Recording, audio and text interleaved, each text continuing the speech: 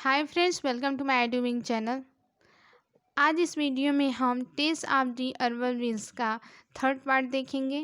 Second part में हमने जाना कि टेस का बच्चा मर जाता है और वह उसके बाद टलवोथे जाने का निर्णय करती है। थर्ड पार्ट शुरू करते हैं। टेस ने अपने माँ बाप का घर दूसरी बार छोड़ा। यह मई का महीना था। टेंट्रीज से लौटने के लगभग 2 या 3 वर्ष बाद वह टेस की भावना एवं शरीर के पुनर्निर्माण का समय था। टेस ने अपना सामान बांध कर रख दिया था ताकि वह बाद में भेजा जा सके।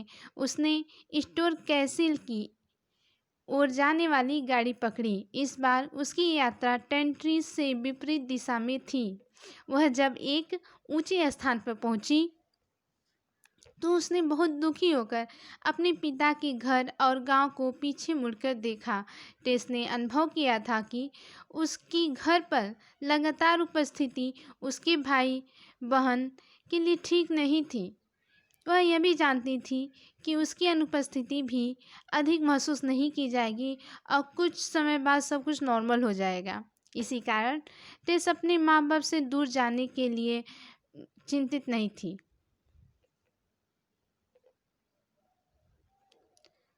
टेस स्टोर कैसिल पर नहीं रुकी। वह उससे आगे एक स्थान पर रुकी। यहाँ वह गाड़ी के लिए प्रतीक्षा कर रही थी। वहाँ से वह कैस्टर ब्रिज जाती और कैस्टर ब्रिज से अपने गंतव्य पर। परंतु जब वह उस स्थान पर प्रतीक्षा कर रही थी, एक किसान ने उसे अपनी गाड़ी में वेदरबरी तक के लिए बैठा लिया। अब वह कैस्टर ब्रिज की बजाय वेदरबरी जाकर वहाँ से पैदल अपने गंतव्य के लिए चल पड़ी। टेस उस स्थान से परिचित नहीं थी, परंतु फिर भी वह इस भाग से एक लगाव सा अनुभव कर रही थी। पूछने पर उसे ज्ञात हुआ कि वह स्थान किंग मियर की है, जिसके चर्च में उसके विशिष्ट अभिजात्य पूर्वज दफनाए गए थे। परंतु टेस ने उसके प्रति किसी प्रकार के गौरव का अनुभव नहीं किया। द वैली ऑफ ग्रेट डियरीज का यह भाग ब्लैक मूर वेल से बिल्कुल भिन्न था। यह टेस अत्यंत प्रसन्नचित्त अनुभव कर रही थी।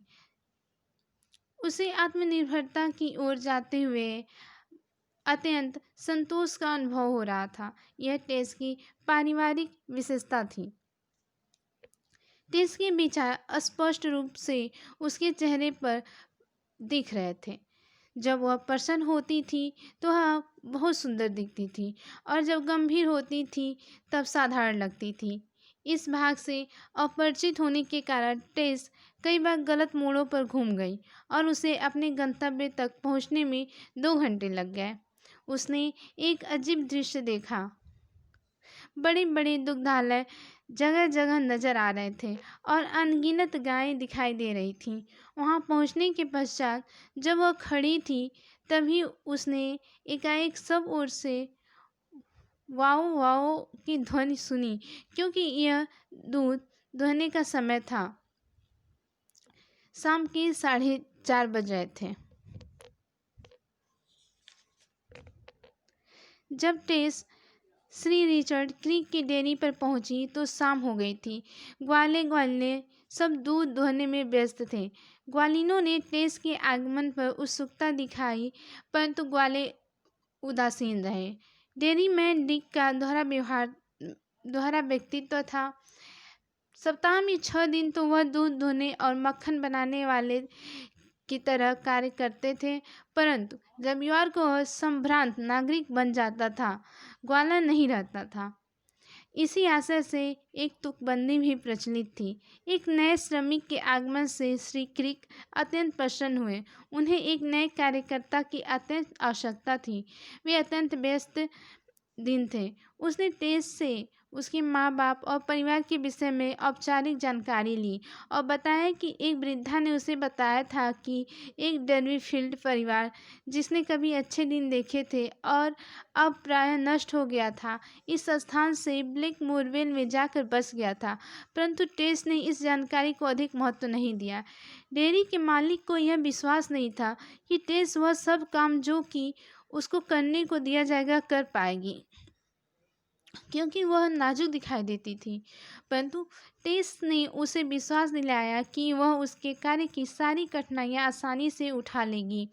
डेयरी के मालिक ने इसके पश्चात पूछा कि क्या वह इतना थका देने वाला यात्रा के पश्चात नाश्ता करके आराम करना चाहेगी, परंतु टेस ने केवल थोड़ा सा दूध लिया, तत्काल काम शुरू करने की इच्छा प्रकट की। डेयरी की यह परंपरा थी कि कठिनाई से दूध देने वाली गायें ग्वालों द्वारा और आसानी से दूध देने वाली ग्वालों द्वारा दूही जाती थी। सबसे कठिनाई से दूध देने वाली 7-8 गायें श्री क्रीक स्वयं दूते थे। टेस ने अपना हैट बदलकर वानेट लगाया और दूध दूहना शुरू कर दिया।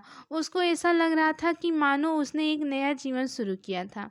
डेयरी के मालिक ने एकाएक पाया कि उन दिन गायें कम दूध दे रही थीं। एक ग्वाले ने कहा कि जब भी डेयरी में कोई नया व्यक्ति काम पर आता है, गायें कुछ दूध रोक लेती हैं।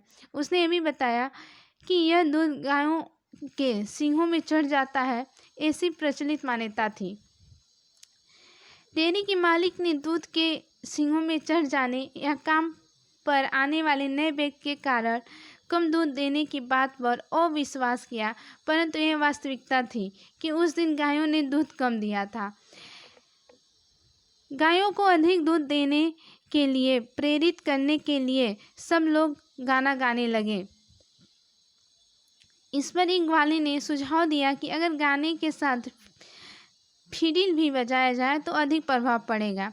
यह बात एक ग्वाले से कही गई जो कि टेस की ओर दिखाई नहीं दे रहा था। डेयरी के मालिक श्री क्रिक ने बताया फिडिल संगीत का प्रभाव सांड पर अधिक होता था।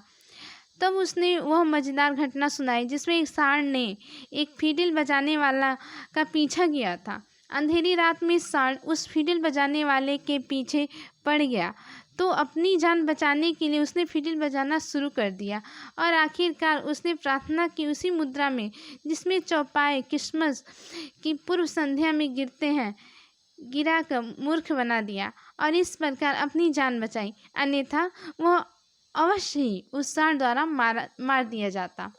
इस ग्वाले की बात जिससे यह सब कहा गया था और जिसे टेस देख नहीं पाई थी, उसे सबसे भिन्न लगी। उसे लगा कि यह ग्वाला सम्मानित था क्योंकि सब यहाँ तक कि डेयरी मालिक भी उसे श्रीमान कहकर संबोधित करते थे। टेस ने लक्ष्य किया कि यह ग्वाला अच्छे वस्त्र पहने था और केवल ग्वालों के विशिष्ट उपकरण और पैरों में पहने हुए चमड़े की लेगिंग के कारण ही उसे ग्वाला कहा जा सकता था, अन्यथा वह विशिष्ट, शिक्षित एवं बुद्धिमान लगता था। जब टेस ने उसे देखा तो उसे लगा कि उसने उस ग्वाले को कहीं पहले देखा था, परंतु कहाँ, यह वह याद नहीं कर पा रही थी। तभी उसको एकाएक याद आया कि यह तो वही नवयुवक था जिसने उसे कुछ वर्ष पूर्व क्लब वॉकिंग दिवस के नृत्योत्सव में अन्य स्त्रियों के साथ मालाट में नृत्य किया था, पर टेस की अवहेलना कर गया था। उसका विचार था कि शायद उस युवक को भी वह घटना याद हो और वह टेस को पहचान ले, परंतु टेस को लगा कि उसे अब कुछ भी याद नहीं था।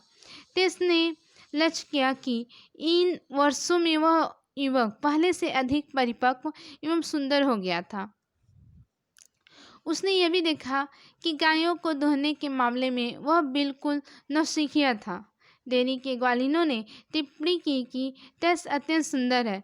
टेस ने पाया कि केवल 2-3 ग्वालिनें ही डेयरी में सोती थीं, अन्य ग्वालिनें कार्य के पश्चात अपने घर चली जाती थीं। जो ग्वालिनें डेयरी में सोती थीं उनका शयन कक्ष दूध वाले कमरे के ऊपर बना बड़ा कमरा था।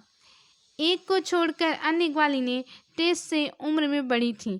रात के खाने के पश्चात टेस दिन भर की यात्रा से थकी होने के कारण तत्काल सो गई। टेस अर्धनिद्रा में अपने कमरे में सोने वाली ग्वालिनों की बातें सुनी। उसे ज्ञात हुआ कि शिक्षु ग्वाला एंजिल क्लेयर एक पादरी का पुत्र था और अक्सर हार्प नामक वाद्य बजाता था। वह अत्यंत गंभीर था और लड़कियों की और उसका आकर्षण नहीं था। वह एक प्रशिक्षणार्थी तथा और डेयरी से संबंधित सारी गतिविधियों के बारे में सीख रहा था। इससे पूर्व वह भेड़ पालन व्यवसाय की शिक्षा ले चुका था। उसके पिता श्री क्लेयर एमिंस्टर में पादरी थे।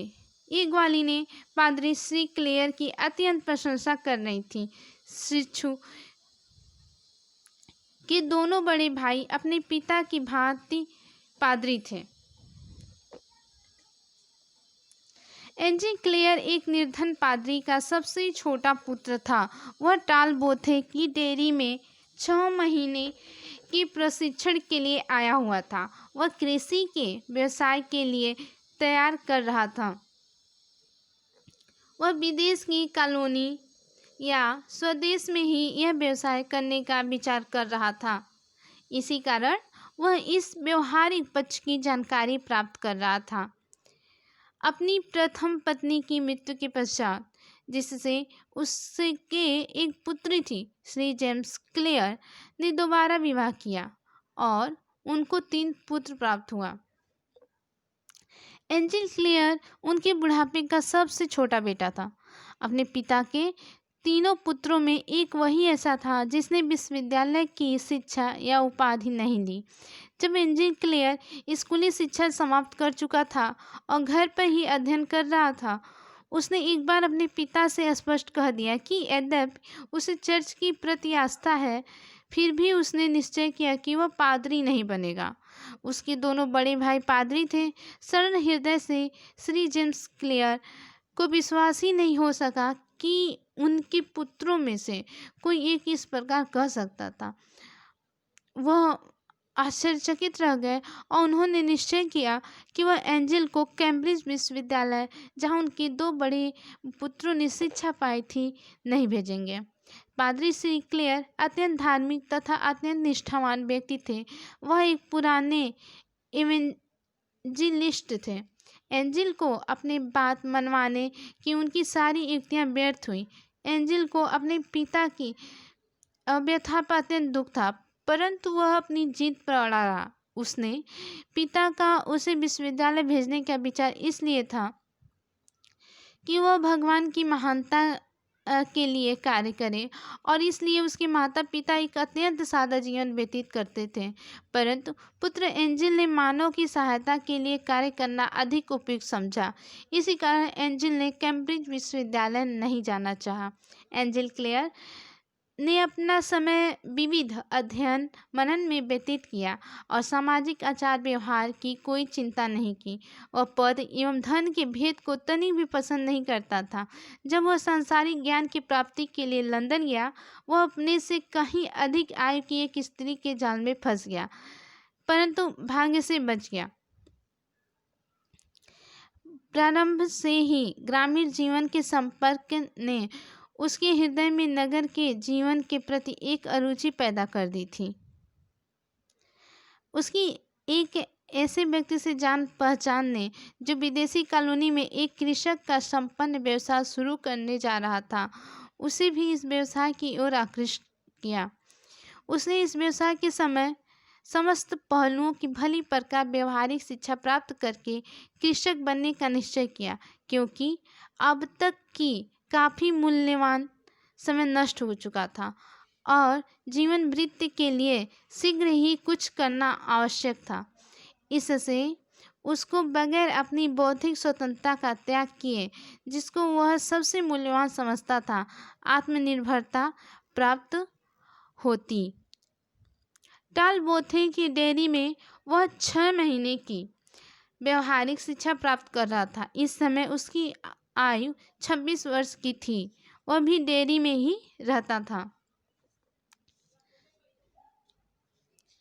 पनीर के कमरे के ऊपर बड़े कमरे में, जिसमें नसैनी से चढ़ा जा सकता था, उसका निवास था।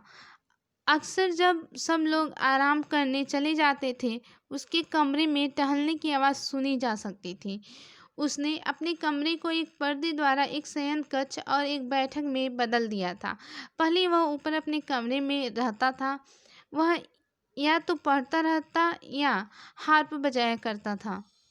वह कभी कभी कहता था कि एक दिन हो सकता है उसे अपने हाथ की सहायता से ही जीविका चलानी पड़े, परंतु इधर कुछ समय से उसे खाने के कमरे में ही डेयरी के अन्य कार्यकर्ताओं के साथ खाना प्रारंभ कर दिया था। हालांकि डेयरी में थोड़े से लोग ही रहते थे, परंतु खाने के समय कई लोग हो जाया करते थे।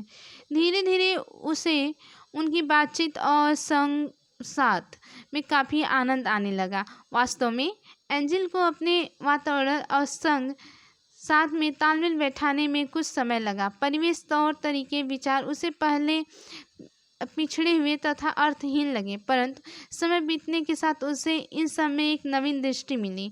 उसे एक रास्ता अनुभव नहीं होती थी। नगर वालों की दृष्टि का मूड ग्रामीण हाज उसे अस्तित्वहीन लगा। उसे ग्रामीणवाद अपनी संपूर्ण विविधता प्रसन्न, गंभीर, निराशा, आशान्वित, प्रबुद्ध, मूर्ख, पवित्र, मानवीय में दिखाई दिया। उसे बाहरी जीवन अच्छा लगने लगा। वह उस आदमी से मुक्त हो गया जो संपूर्ण जात को ग्रस्त रही थी और जिसके फलस्वरूप भलाई करने वाली शक्ति में विश्वास का ह्रास हो रहा था। वह धीरे धीरे पुराने संपर्कों से मुक्त होकर विश्व को एक नई रोशनी में देखने लगा था। वह प्रकृति के निकट आया और उसे पहले से कहीं अच्छी तरह जानने समझने लगा। डेयरी के सार्वजनिक भोजन कक्ष में एंजिल एक कोने की मेज पर भोजन करता था, क्योंकि डेयरी के मालिक का विचार था कि उसे साधारण डेयरी के श्रमिकों के साथ उसी मेज पर नहीं खाना चाहिए। वह जिस मेज पर भोजन करता था वहाँ काफ़ी प्रकाश भी था और वह जब चाहे पढ़ भी सकता था। एंजिल ने कई दिन तक टेस को लक्ष्य नहीं किया। खाने के समय वह किसी न किसी बात में व्यस्त रहता था। टेस भी बहुत कम ही बोलती थी और दूसरी ग्वालिनें ही काफ़ी बोलती थी। एक दिन एंजिल ने एक नई आवाज़ सुनी और उसने पुष्टि करने के लिए घूमकर देखा। टेस भूतों के विषय में बात कर रही थी। टेस ने जब यह अनुभव किया कि वह किसी की दृष्टि का आकर्षण केंद्र है तो शर्मा गई। वह कह रही थी कि हमारे जीवित रहते भी हमारी आत्मा हमारे शरीर को त्याग देती है। वह एकाएक इस बात से सजग हो गई कि कोई उसे बराबर गौर से देख रहा है। एंजिल टेस के मुख की सुंदरता एवं रोचकता से आकर्षित होकर उसे गौर से देख रहा था। उसे एकाएक लगा कि उसने टेस को कहीं देखा था, परंतु वह यह ठीक ठीक याद नहीं कर पाया कि कब और कहाँ उसने देखा था, परंतु अन्य ग्वालिनों की तुलना में उसने टेस को चुन लिया था। टालबोथे की डेयरी में दूध दुहने वाले ग्वालिने गायों के बिना किसी पसंद नापसंद के धोते थे, परंतु ये देखा गया था कि कुछ गायें किसी खास व्यक्ति से आसानी से दूध देती थीं, अन्य से नहीं। परंतु डेयरी के मालिक क्रिक का यह आग्रह था कि इस प्रकार की पसंद नापसंद को पनपने न दिया जाए, क्योंकि अगर वह विशेष व्यक्ति जिसको एक गाय आसानी से दूध देती थी काम छोड़ जाए तो दूध दुहने में बड़ी परेशानी हो जाएगी, और इसी कारण दूध दुहने वाले अपने को अपरिहार्य बनाने के लिए अपनी पसंद की गायों को ही धोना चाहते थे। टेस ने भी पाया कि डेयरी की 95 गायों में से 8 उसको शीघ्र ही आसानी से दूध देती थी। उसका यह बराबर प्रयास रहता था कि वह इस प्रकार की पसंद को बढ़ावा न दे। टेस ने यह निश्चय किया कि वही गायें जो उसे अत्यंत आसानी से दूध देती थी हमेशा उसके हिस्से की दुही जाने वाली गायों में आती थी।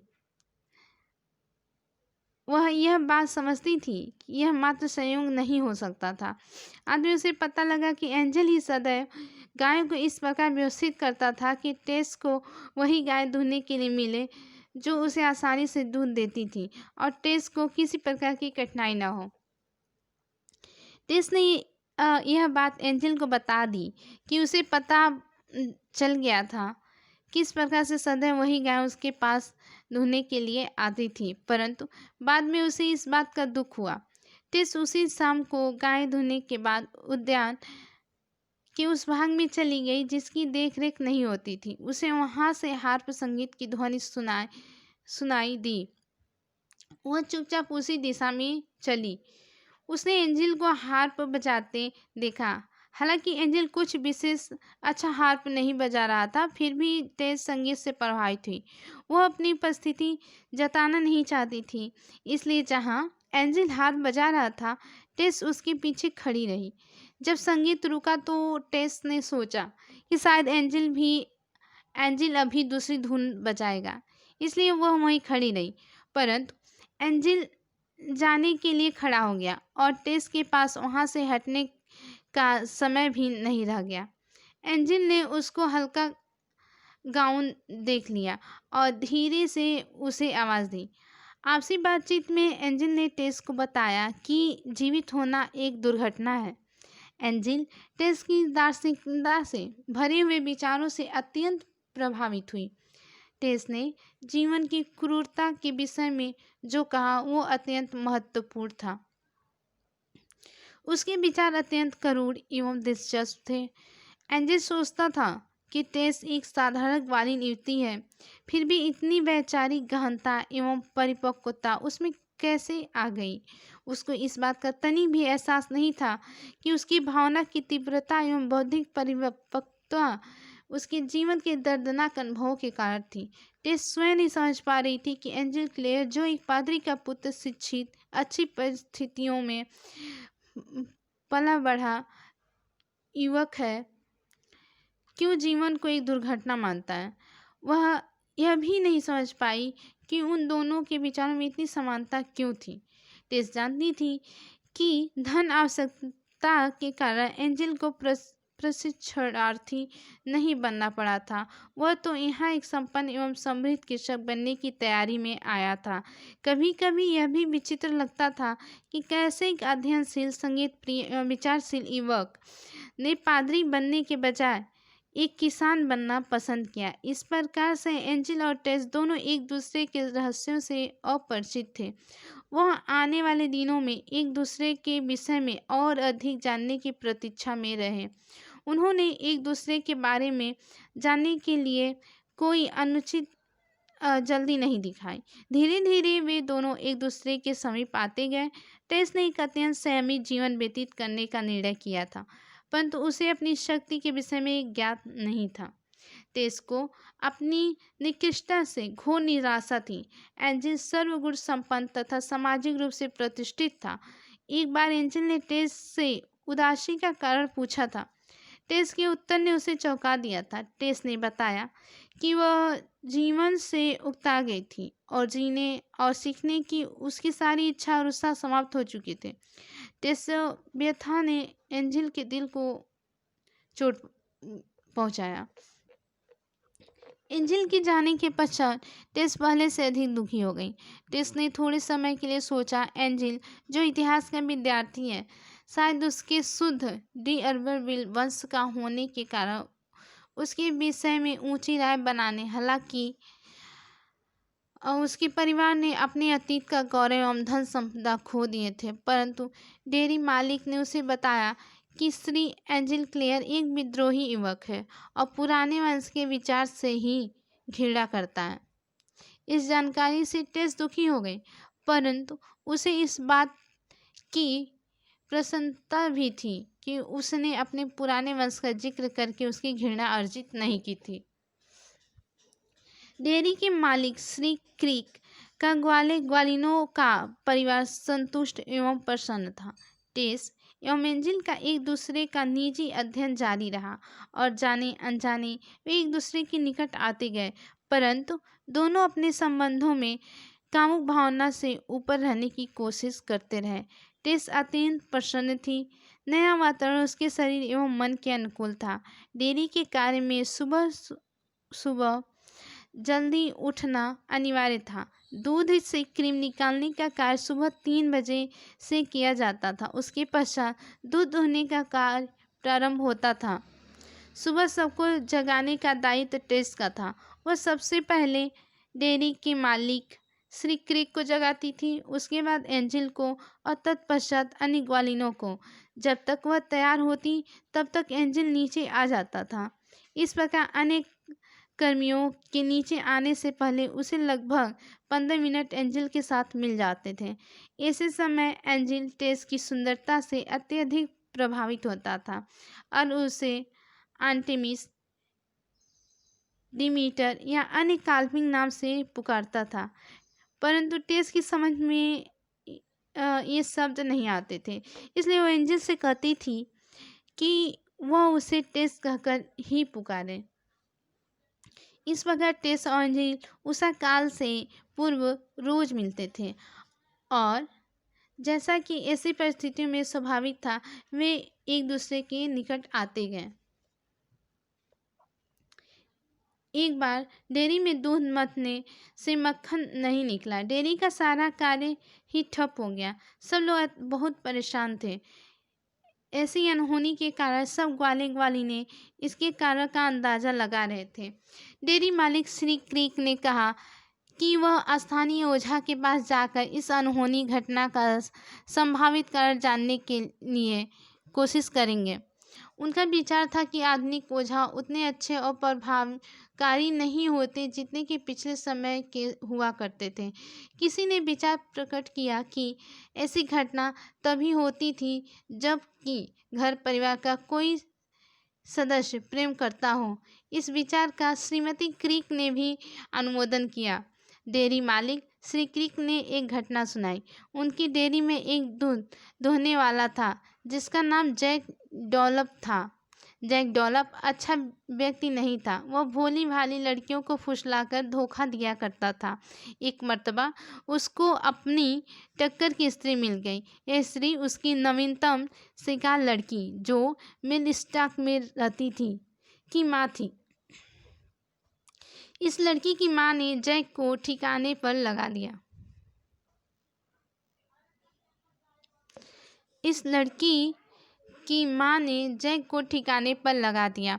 उसने न केवल जैक को अपनी लड़की से शादी करने पर मजबूर कर दिया, बल्कि उसके प्रति सदैव वफादारी भी निभाने पर भी विवश किया। जब यह घटना सुनाई जा रही थी तो टेस को परेशानी अनुभव हो रही थी। इस घटना का उस पर बुरा असर हुआ था और उसको चक्कर आने लगे थे, परंतु किसी को यह पता नहीं लग सका कि इस घटना के वर्णन से टेस को परेशानी हुई थी। लोगों की नज़रों से बचने के लिए टेस बाहर चली गई, परंतु सौभाग्यवश उसी समय मक्खन निकलने लगा और सबका ध्यान टेस से दूध मथने की ओर चला गया। जून का महीना होने के कारण ग्वालिनी तथा सारा डेयरी परिवार ही जल्दी सोता था। टेस भी अपने कमरे में सहेलियों के साथ ही सोती थी, परंतु इस विशेष दिन वह अन्य लोगों से पहले सोने आ गई थी। जब उसकी अन्य सहेलियां आईं तो वह ऊँघ रही थी। यह लड़कियां अपनी रात की पोशाक बदलकर खिड़की पर आकर खड़ी हो गई थीं। इस समय डूबते सूर्य की किरणें उन पर पड़ रही थीं। उन्हें एंजिल दिखाई दे रहा था।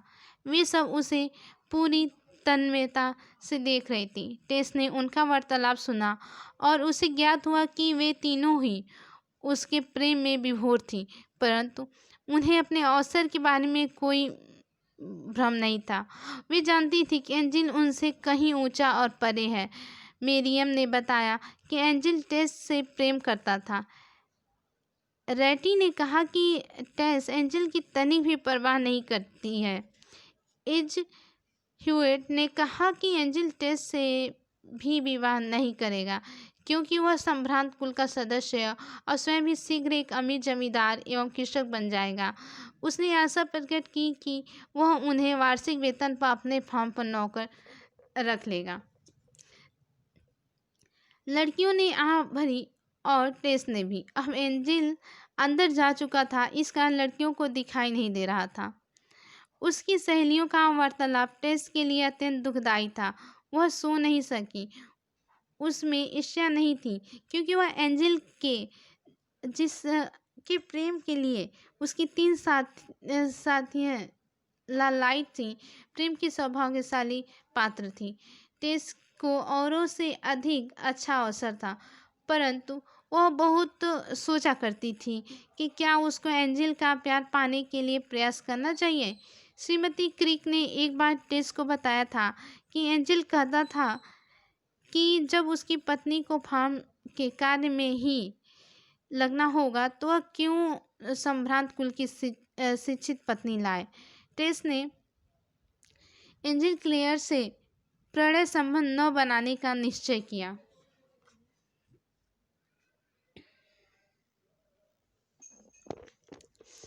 लंदन से एक ग्राहक ने डेयरी के मक्खन में चरपराहट की शिकायत की। डेयरी मालिक श्री क्रिक ने स्वयं मक्खन को चखा और शिकायत सही पाई। अन्य व्यक्तियों ने भी मक्खन को चखा और उसमें चरपराहट पाई। सिक्की की शिकायत का समाधान करना चाहते थे। उन्होंने इस चरपराहट के कारण जानने का पूरा प्रयत्न किया। कुछ वर्ष पहले भी एक बार इसी प्रकार की शिकायत आई थी। उन्हें याद था कि उस बार भी कुछ गायें एक सूखे चारागाह में चरी थीं और इसी प्रकार मक्खन खराब हो गया। तो उन लोगों को समझा था कि मक्खन पर किसी बुरी आत्मा का प्रभाव था। डेयरी के मालिक क्रिक ने मक्खन खराब होने के कारण के विषय में बहुत विचार किया। उन्हें एकाएक ज्ञात हुआ कि यह कारण लहसुन था। वह जानते थे कि लहसुन की एक जरा सी टहनी भी एक दिन के सारे मक्खन को खराब कर देने के लिए पर्याप्त थी, अगर गाय ने उस पर एक मुंह ही मारा हो। इसलिए उन्होंने लहसुन के पौधों को खोजकर समाप्त कर देने के लिए एक अभियान आरंभ कर दिया, जिसमें डेयरी के सारे कार्मिक शामिल थे। यह एक अत्यंत थका देने वाला कार्य था और वे लोग केवल आधा दर्जन पौधे ही पा सकें। श्री क्रिक थक कर उस खोज से बाहर आ गए। टेस की तबीयत भी कुछ समय से ठीक नहीं थी। श्री क्रिक ने उससे भी बाहर आ जाने को कहा। एंजिल स्वेच्छा से टेस के साथ ही अभियान में कार्य कर रहा था। वह भी बाहर निकला। अन्य काम करने वाले खोज में लगे रहे। टेस को पिछला रात कि अपनी सहेलियों की बातचीत का ध्यान आ गया। उसने एंजिल से कहा कि इज एवं रेटी कितनी सुंदर थी। यह उसने उन लोगों को एंजिल की नज़रों में चढ़ाने के लिए कहा था।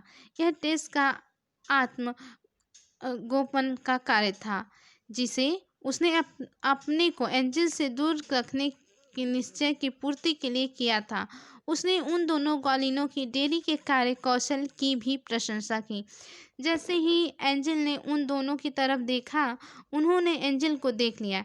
रेटी एकाएक शर्म से लाल हो गई और टेस ने एंजिल का ध्यान इस ओर दिलाया।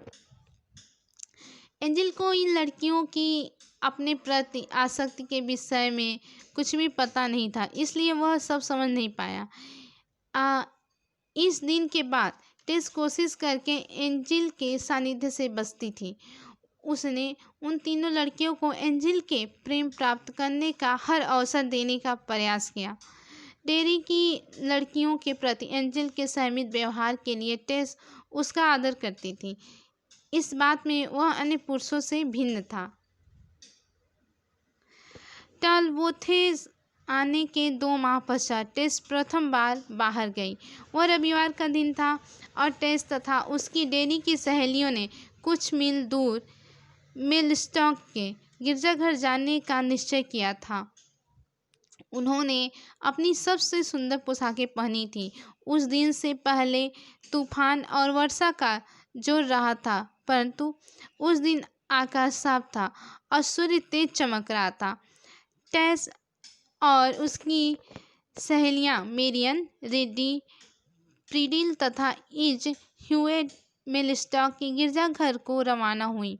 उनका रास्ता उस घाटी के सबसे निचले भाग से होकर जाता था और वे जब यहाँ पहुँची तो उन्होंने पाया कि उनके रास्ते का एक भाग पानी में डूबा हुआ था। पहले ही देर हो चुकी थी और उनकी समझ में नहीं आ रहा था कि क्या करें। अगर वे सूखे रास्ते से जाती तो उनको अधिक देर हो जाती। पानी से होकर वे जा नहीं सकती थीं क्योंकि उनकी सबसे सुंदर पोशाकें कीचड़ से खराब हो जाती। संयोगवश एंजिल उस क्षेत्र में यह पता करने आया था कि बारिश से सूखी घास का कितना नुकसान हुआ था। उसने इन चारों लड़कियों को दूर से देख लिया और वह तत्काल इनकी परेशानी समझ गया। लड़कियों ने उसे नहीं देखा था, वह उनकी सहायता करने के विचार से उनकी ओर आया। वह वास्तव में टेस की सहायता करना चाहता था। वह डेयरी के कपड़े और रबड़ के जूते पहने हुए था, इसलिए आसानी से पानी में घूम रहा था। उसने उनको अपनी सेवाएं अर्पित की। वह उनको पानी से भरे मार्ग से पार करने में उनकी सहायता की। सब लड़कियां बहुत खुश हो गई थीं। शिष्टतावश कुछ झिझक के पश्चात वे तैयार हो गईं। उनके पास और कोई विकल्प भी नहीं था। एंजिल एक-एक करके उन्हें अपनी बाहों में उठाकर रास्ता पार करा रहा था। उसके शारीरिक स्पर्श और सामीप्य से लड़कियां खुश हो रही थीं। उनमें मेरियन सबसे भारी तथा रेट्टी सबसे परेशान करने वाली थी। टेस को एंजिल सबसे अंत में पार ले गया। उसने टेस को रास्ते में बताया कि उसके कारण उसे 3 अन्य लड़कियों का भार ढोना पड़ा। पानी व कीचड़ में हुई उस छोटी सी यात्रा में एंजिल टेस को बिल्कुल किस करने वाला ही था, पर रुक गया। उसने सोचा कि यह तो टेस की मजबूरी का नाजायज फायदा उठाने का काम होगा। जब एंजिल उन चारों को पहुंचाकर चला गया तो मेरियन ने कहा कि एंजिल टेस को सबसे अधिक प्यार करता था और बाकी तीनों का कोई अवसर नहीं था, परंतु उनकी बात में कोई ईर्ष्या अथवा दुर्भावना नहीं थी। वह तो केवल एक तथ्य की बात थी। उनकी बात में भाग्यवादिता, मजबूरी और एक स्थिति की स्वीकार्यता थी, बगैर किसी शिकायत के। टेस ने रात को रेट्टी से कहा कि वह उनके रास्ते में नहीं आएगी। एंजिल से शादी करने की उसकी अपनी तनिक भी इच्छा नहीं है, परंतु अगर वह उससे विवाह का प्रस्ताव करता है तो टेस उसको अस्वीकार कर देगी। रेट्टी अत्यंत दुखी थी। तीनों, मेरियन, रेट्टी एवं इज, दिन की घटना से अत्यंत उत्तेजित एवं दुखी थी। मेरियन से 2 बार विवाह के प्रस्ताव किए जा चुके थे, परंतु उसने निश्चय किया था कि वह इनकार कर देगी। वह चाहती थी कि वह मर जाए। इज ह्यूट को आशा थी कि एंजिल उसे किस कर लेगा, परंतु उसने ऐसा नहीं किया और इससे उसे आघात लगा। उसने टालबोथेस डेयरी छोड़ने का निश्चय कर लिया। तीनों लड़कियां अपने बिस्तर पर करवटें बदल रही थीं। वे उस लड़की के विषय में बात कर रही थीं जिसे एंजिल के माँ बाप उसके लिए चुना था। यह टेस के लिए एक नई सूचना थी। हालांकि उन्होंने बताया कि एंजिल उसकी परवाह नहीं करता था, परंतु वह अवश्य ही उससे विवाह करेगा। एंजिल और उसकी भावी पत्नी के विषय में बात करते करते वे तीनों सो गईं। टेस ने भी एंजिल के प्रति प्रेम प्रदर्शन का विचार छोड़ दिया। जुलाई का महीना था। मौसम के परिवर्तन का प्रभाव सब जीवों पर, नदी, चारागाह के पशु, पुरुष एवं स्त्री सब पर स्पष्ट था। टालबोथेस डेयरी के प्रेमी टेस एवं एंजिल, हालांकि वे ऋतु परिवर्तन के प्रभाव से परिचित नहीं थे, इसके अपवाद नहीं थे। गर्मी के कारण गायें अंदर नहीं लाई गई थीं। उनको सुविधा एवं ठंडक के कारण बाहर घास के मैदान में ही दूहा जा रहा था। एक दिन तीसरे पहर कुछ दूही जाने वाली गायें अलग एक झाड़ी के पीछे कोने में खड़ी थीं। डम्पलिंग एवं ओल्ड प्रेटी नामक गायें भी उसमें थीं। ये गायें टेस को पसंद नहीं करती थीं। एंजिल ने टेस से इन गायों को भी दूह लेने को कहा। टेस ने यह बात मान ली और उनकी तरफ गई। उसने ओल्ड प्रेटी को दूहना शुरू किया। अनुभवी ग्वाले अपना माथा गाय से टिकाकर अपनी बाल्टी में नजर गड़ाए रखकर दूध दूहते थे, परंतु युवा ग्वाले ने गाय के सहारे अपनी कनपट्टी टिकाकर किनारे की तरफ देखते थे। टेस भी इसी मुद्रा में दूध दूहती थी। इस समय भी टेस इसी मुद्रा में दूध दूह रही थी और शाम के सूरज की धूप उसके चेहरे पर पड़ रही थी। गाय की लाल रंग की पृष्ठभूमि में टेस अत्यंत सुंदर लग रही थी। केवल उसके हाथ ही हिल रहे थे, अन्यथा वह मूर्तिवत थी।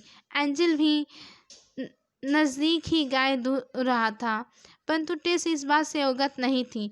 टेस अनदेखी आंखों से कहीं दूर देख रही थी। एंजिल उसे बहुत ध्यान से देख रहा था तथा उसकी सुंदरता से अत्यंत प्रभावित हो रहा था। यह स्थिति ऐसे ही रहती यदि एंजिल की छींक ने टेस की तंद्रा भंग न कर दी होती। उसे एंजिल की उपस्थिति का पता पड़ गया। टेस शर्मा गई और एंजिल उसकी सुंदरता से इतना प्रभावित हुआ कि उसने अपनी गाय आधी दूही छोड़कर टेस के निकट आकर उसे अपनी बाहों में भर लिया। मौसम और एंजिल की निकटता का ऐसा प्रभाव था कि टेस विरोध न कर सकी और इच्छा से उसे उसके बाहों में समा गई। परंतु एंजिल ने अपनी भावनाओं पर नियंत्रण किया और अपने भावावेश के लिए खेद प्रकट किया। टेस जिस गाय को दूह रही थी उसने भी खेद प्रकट किया। वह भी आश्चर्यचकित हो गई। टेस ने अपने को एंजिल के प्रेम पाश से मुक्त किया। दोनों ने अपना अपना कार्य पुनः आरंभ कर दिया। इसके शीघ्र बाद ही डेयरी मालिक श्री क्रिक वहाँ आए और उन्हें टेस एवं एंजिल को अपने अपने कार्य में लगा पाया। उनको यह पता न लग सका कि वहाँ कुछ समय पहले क्या हुआ था। टेस और एंजिल एक दूसरे के और अधिक निकट आ गए, एक दूसरे के प्रति प्रेम की गहराई के बारे में जान गए। टेस बहुत प्रसन्न हुई और लेकिन उदास भी हो गई। बाकी नेक्स्ट पार्ट में। Thanks for watching.